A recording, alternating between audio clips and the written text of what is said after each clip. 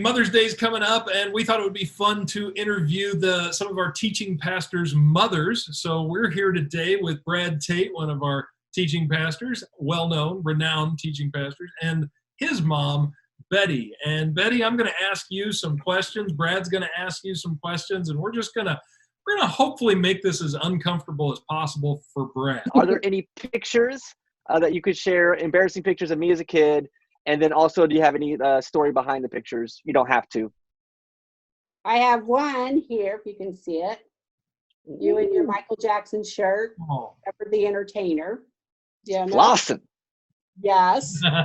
And one with a birthday cake. It's a cheeseburger birthday cake. I noticed in that hair, I just assumed Brad came out of the womb with like dreadlocks. Like, when did that happen? We had a rule in our house: you had to have short hair.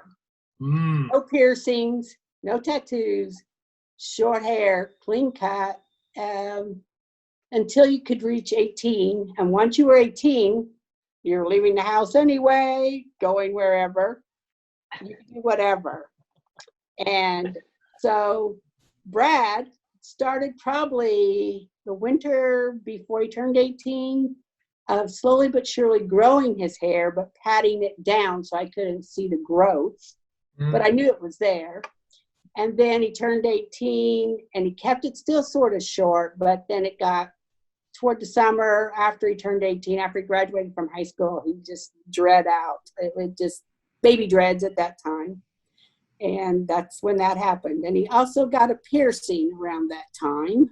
Oh, so you've been plotting. You were plotting. I just waiting to turn 18 to put more holes in my face. And nice. And then he got a tattoo and, See, I don't know about the tattoo and the piercing. Like, where are those at? Or do we get to know? Yeah, these are rumors. I don't know. When he was little, what did you think Brad was going to be when he grew up?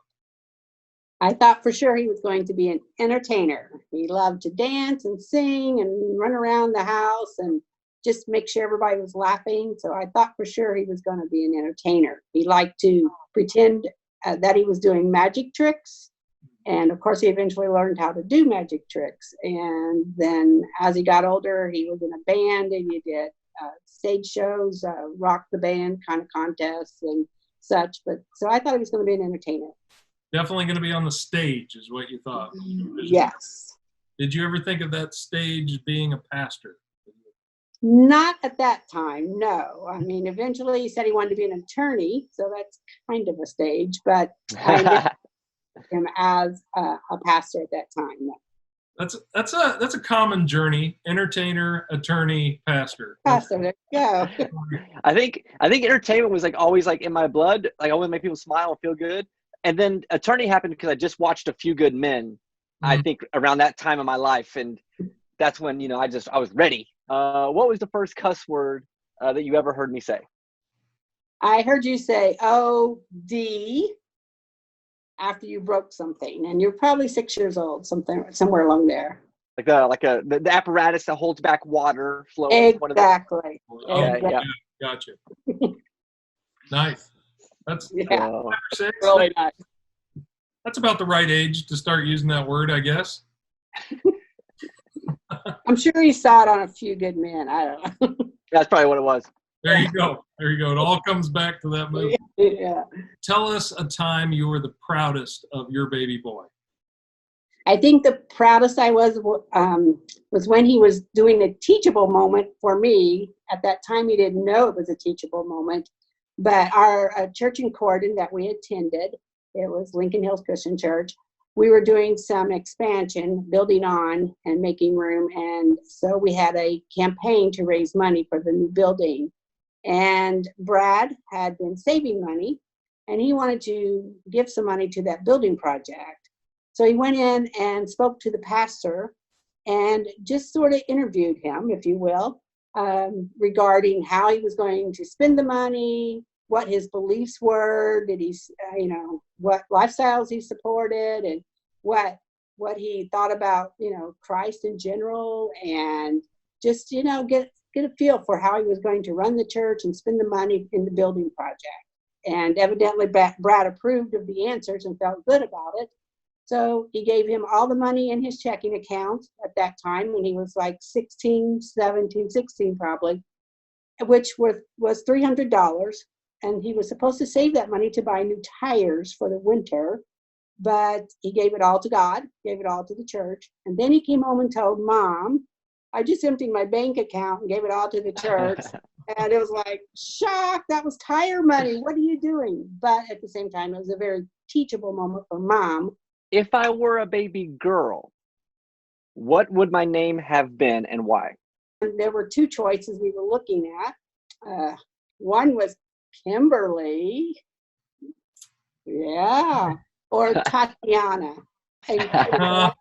That would have worked with Tate. So, Just be honest with us. Does he call you enough to say that he loves you and to check in on you?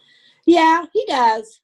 He does pretty good, about a weekly or every couple week call. And that's good because that's just enough to check in on everybody, make sure we're okay, and, not to be interfering in his life because I know he's just so busy too. Passing with flying colors. The standard we believe is probably once a week is like a good son. Would you say that's probably true? Like you're a good son if you contact Oh him? yeah.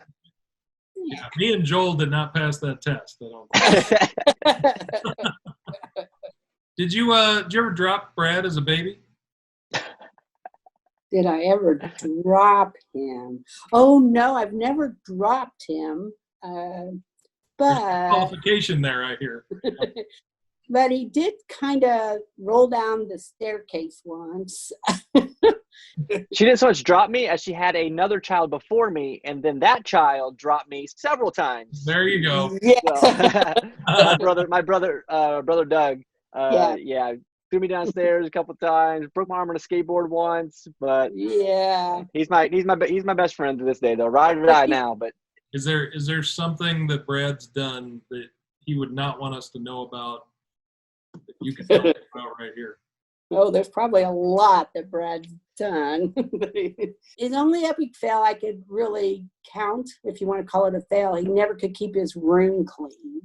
His room was always a mess. And I hated to go into his room to even try to clean it because I would either find a dead turtle, a dead lizard, something kind of a pet that he had. That was common, not just Yeah. one. Okay. One final question. How are you feeling about this new mustache that Brad's got going on? I already had that conversation with Brad. COVID needs to end. Let me just say, it needs to go away. The mustache stays until COVID goes. Nice. Nice. All right. Well, thanks for being with us. This was fun and informative. Thank you. I hope you enjoyed it. We did. We appreciate you. Thank you.